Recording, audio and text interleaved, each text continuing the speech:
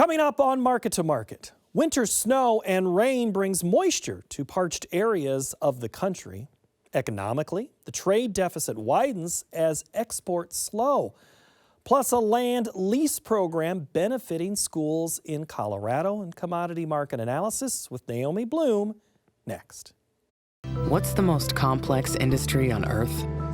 It's not genetics, or meteorology, or logistics. It's a business that involves them all. It's farming. Thank you, farmers, from Pioneer. Tomorrow. For over 100 years, we've worked to help our customers be ready for tomorrow. Trust in tomorrow. Information is available from a Grinnell Mutual agent today. This is the Friday, December 9th edition of Market to Market, the weekly journal of rural America. Hello, I'm Paul Yeager. The season of giving is part of the reason for the season. However, trade is a different animal in the stable. The U.S. trade deficit widened last month as the strong dollar and weaker global demand led to a 5.4% rise in the mark, reported from the Commerce Department. Wholesale prices in November were up 0.3%, the third consecutive gain in the Producer Price Index. And without energy and food, the core rate rose 0.4% last month. The year-over-year snapshot was down from 8% in October to 7.4%. The peak for that index was back in March when the annual rate was at 11.7%. The Commerce Department says the latest figures represent a shift in inflation from goods to services. Now, heavy snow and severe weather are in the forecast for much of the country this weekend. Welcome rain in the south has already fallen, with more to come. The story in the Rockies and other ranch land areas is still one of the need for moisture to help recharge pastures and grazing areas. Producers already face many hurdles in taking care of their animals as well as raising the next crop of ranchers. A government program is helping with opening the door to new blood. John Torpy has more in our cover story. The Rocky Mountains make a picturesque backdrop for the daily routine of Nick Trainer, a fifth-generation cattle rancher based in Watkins, Colorado. When he began building his own ranch a decade ago, Trainer adopted a mindset that included holistic grazing. His dedication to the concept helped him find a unique leasing opportunity designed to help the land, his ranching operations, and schools across the state of Colorado. I leased several private ranches getting started, and then when this lease came up, it was big enough. I was scattered around on several different smaller leases. This one was big enough that I could move my family here and we could ranch full time. Trainer went after the opportunity to lease land from the Colorado State Land Board.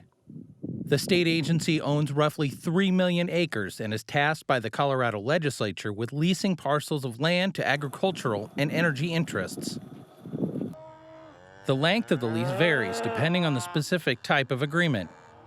The rates are lower than private land leases, but higher than the amount federal government agencies, the Bureau of Land Management and Department of Forestry among them, charge for grazing. Trainer leases land on the 24,000-acre Lowry Ranch, located 30 minutes east of Denver. His lease allows him to graze 400 to 900 cattle annually, depending on the breed. The way this lease is structured, we've got a really good inventory on the grass, and when drought events are coming, like right now, we're already in conversations about how those numbers need to be adjusted. We talk through the problem and come up with a plan. Rather than a normal tenant and landlord arrangement, leases with the state of Colorado encourage the establishment of working relationships between the lessor and the lessee. My main responsibility is to do inspections on our agriculture leases, which is probably my favorite part of my job. That's where I get to go out and meet with our lessees and get a tour through ranches and farms throughout Colorado. And Rachel Turner is the district manager for the North Central District for the Colorado State Land Board. Turner's office encompasses 480,000 acres of Centennial State landscape. As district manager, I do a lot of other things. So I work with oil and gas and renewable energies, work a lot with the Forest Service recently, and anything and everything that comes in. The Colorado State Land Board contains 6 districts with a designated manager for each. Currently, the Colorado State Land Board has roughly 7,000 active leases, with over 2,000 devoted to agriculture. Turner notes, the lease agreements encourage teamwork between state land board officials and the farmers and ranchers of Colorado, with a shared purpose of caring for the land. We really rely on our agriculture lessees. They are the knowledge base. They know that land better than anybody else. Like I said, many of them live next door or have been on the land since, well, some of them before statehood. For Trainer, leasing with the Colorado State Land Board has been a major benefit for his operation. It's more of a partnership. And that's what makes it work. And, you know, that was one of the really appealing things to me whenever they put the RFP out there was, you know, it was structured correctly from the get-go that, hey, we're going to work together to meet these common goals. And, you know, by and large, and I think they'd say the same thing, it's been a huge success. Many lessees have deep family roots in Colorado, with some lease agreements stretching back decades. That dedication to the land, coupled with the rancher's devotion to community, helps the State Land Board with the other half of its unique mission. One of the biggest benefits of working with the state, the rent goes directly back to the school kids. And that's one huge benefit that our lessees really appreciate because they know it's going back into their community and it's being used for good. Since 1876, funds accrued from state land board leases have been allocated to the state's Building Excellent Schools Today, or BEST program. Through the Colorado Department of Education, school districts can apply for BEST grants to help offset costs for construction projects and school improvements. To date, the BEST program has awarded over $1.6 billion in grants. The nearly century-and-a-half-year-old program has been labeled a lifeline for rural communities like Brush, Colorado, which was searching for a way to replace 2 aging schools with a limited amount of resources. 2016, we went to our voters and said we need essentially a $60 million middle school, high school, and the state will pay for half of it. Would you pay for the other half? With the funds from the BEST program, the Brush Community School District was able to build a state-of-the-art combined middle and high school. The grant also helped the district find additional funds to provide new avenues of learning for students. You know, there are a lot of vocations out there that don't require a typical 4-year or 6-year college degree. And so we were very intentional about our what's called CTE, Career and Technical Ed programs, and making sure that we're providing our students opportunities in as many different areas as possible. Opened in 2019, the new Brush School boasts a fully certified USDA kitchen and multiple skilled labor and technical platforms. The school aims to help the community thrive while educating the next generation. Whatever we can do, we need to do, because otherwise we are unintentionally failing the next generation that's going to be taking care of you and me and running our world.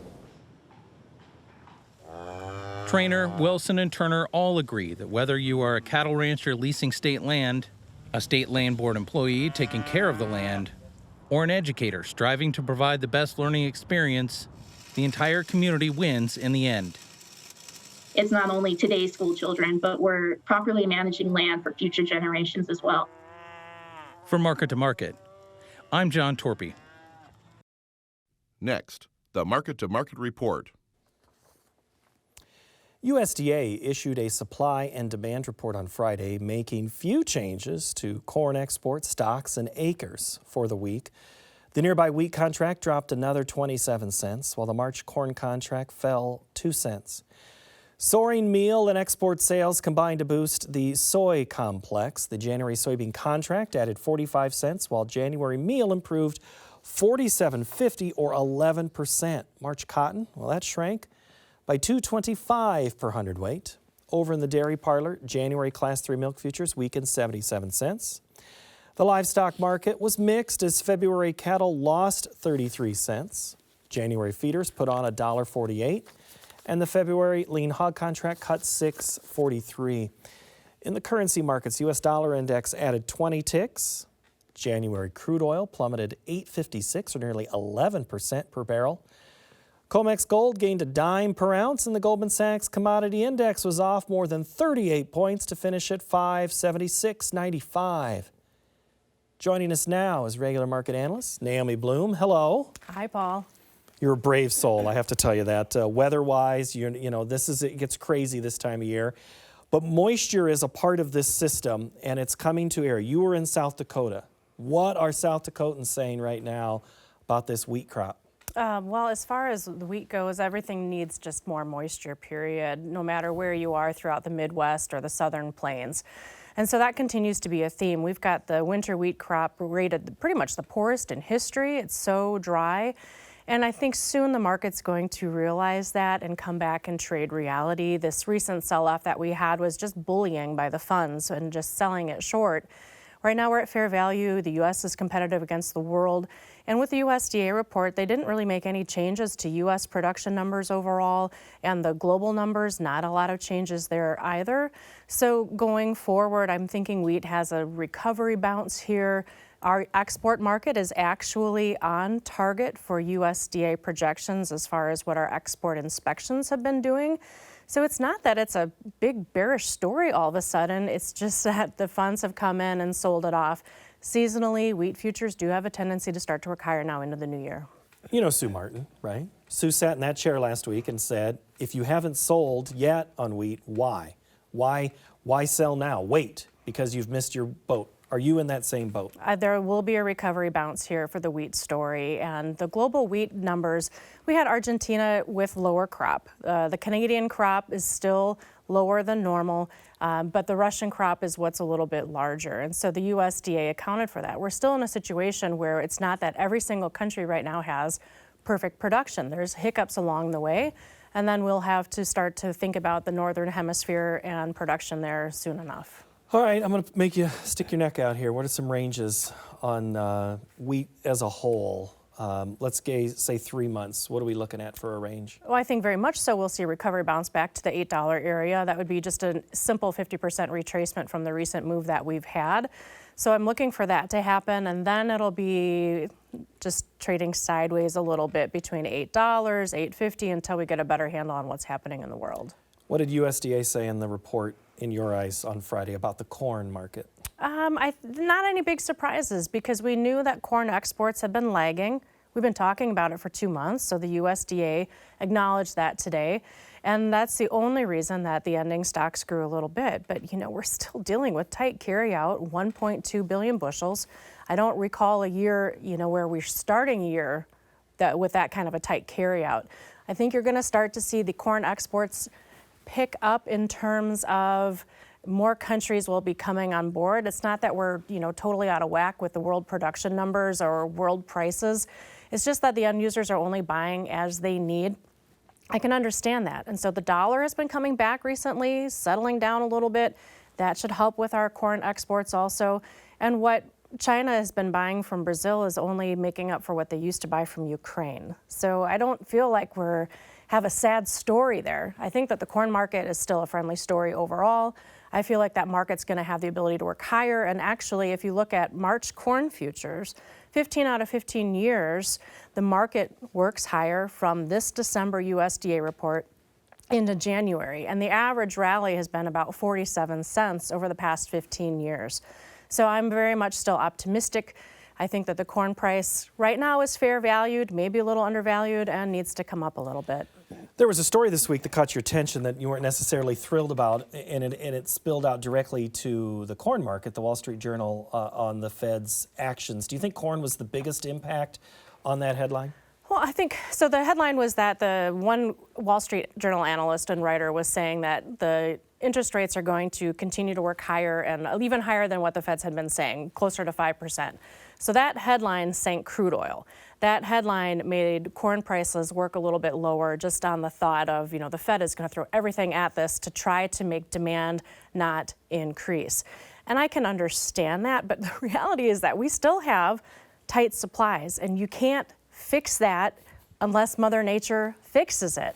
So I'm, again, optimistic going forward, but the higher interest rate, we'll come back to that because that is going to be a factor for the latter part of the year. But right now, the market, I think, is really due for a recovery bounce. You've mentioned the tight supplies a couple of times. I also seem to remember you saying not too long ago there were like 6 or 8 factors. 9. And you're making tight supplies sound like 5 of these 9 right now for corn. Yeah, we have ethanol demand that's actually staying strong overall. It really is. Our feed numbers are going to be there. It's not like it's going to be a sad story here in America.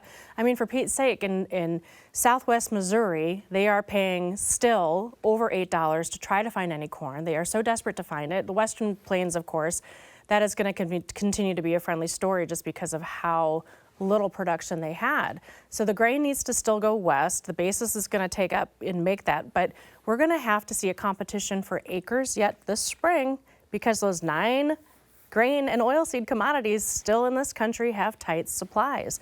So I'm optimistic for prices as we head into first quarter, starting second quarter, and then the tune might change a little bit, but it's really dependent on Mother Nature. I'm going to hold on the acreage debate question maybe till Market Plus and also until 2023, but we know it's coming. So I guess I'll ask about corn. As you look to that December contract, do you see that trading in a range that we've been used to in the next 3 months, 6 months? Do you see it going higher?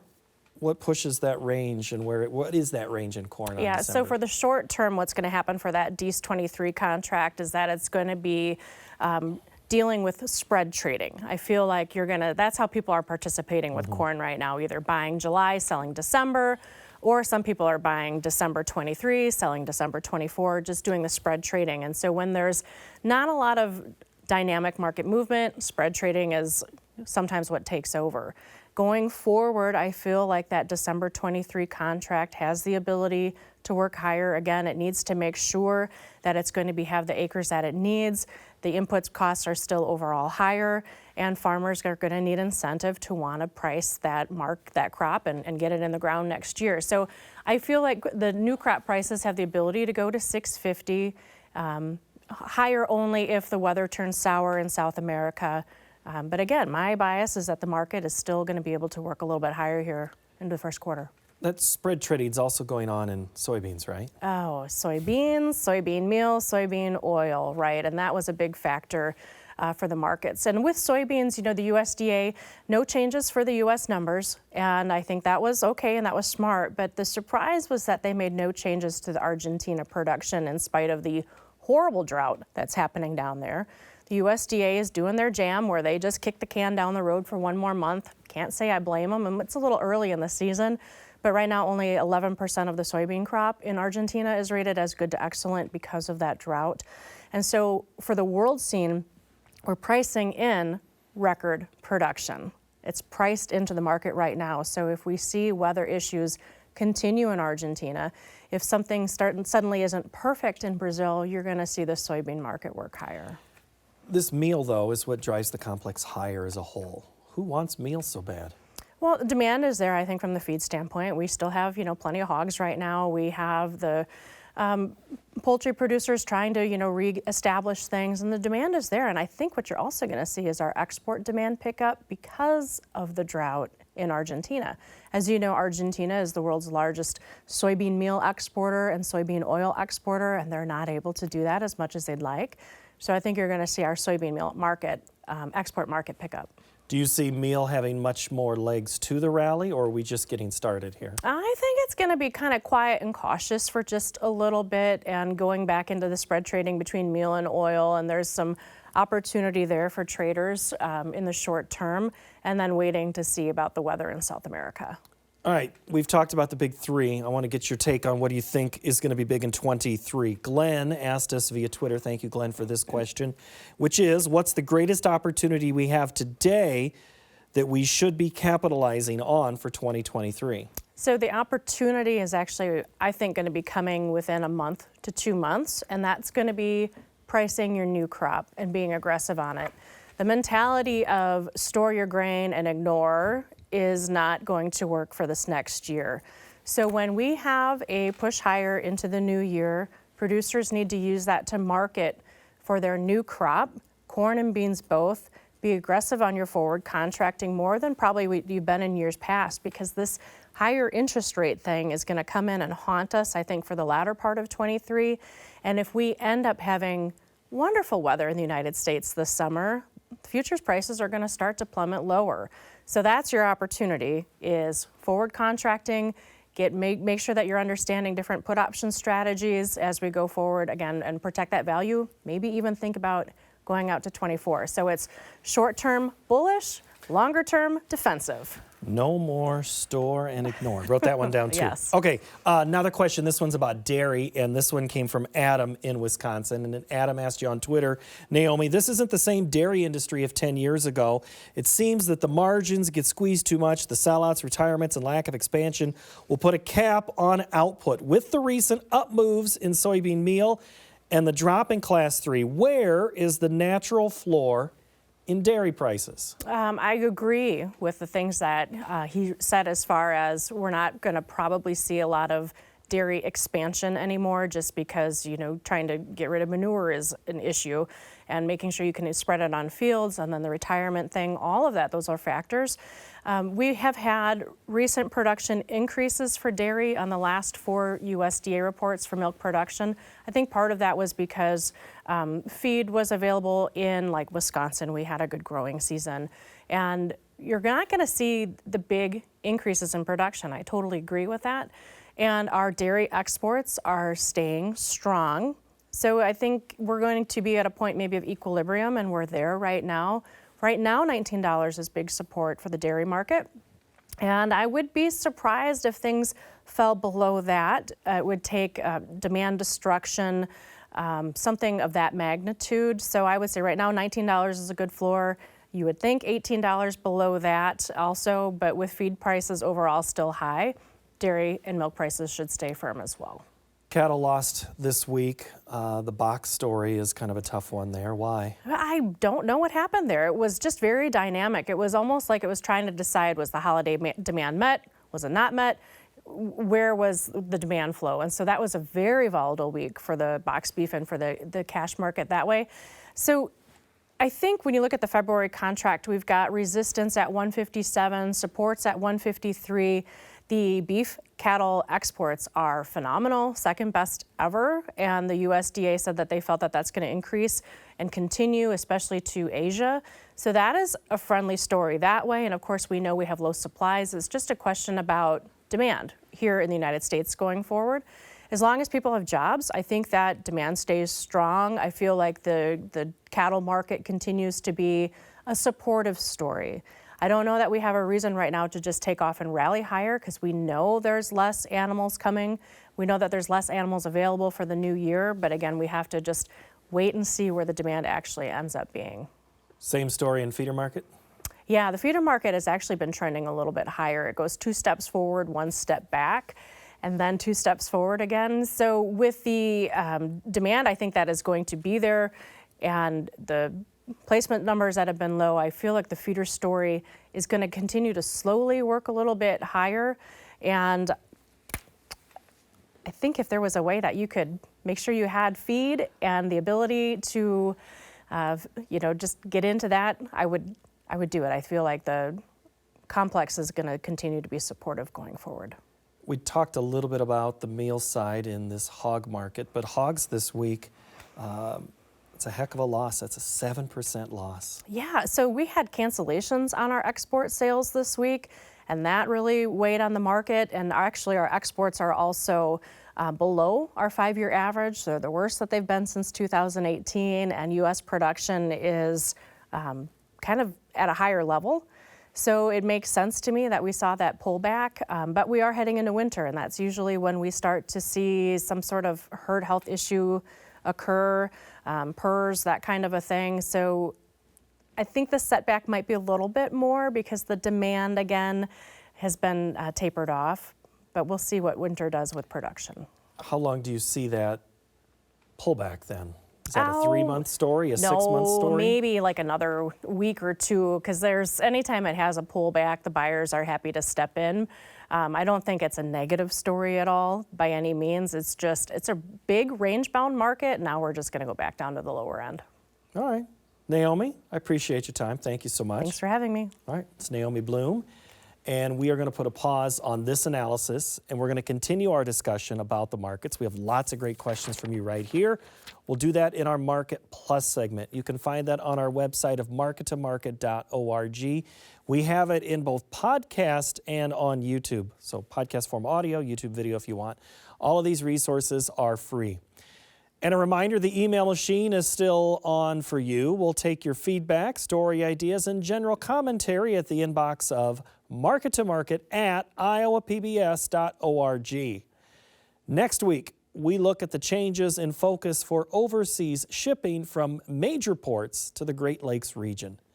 Thank you so very much for watching. Have a great week.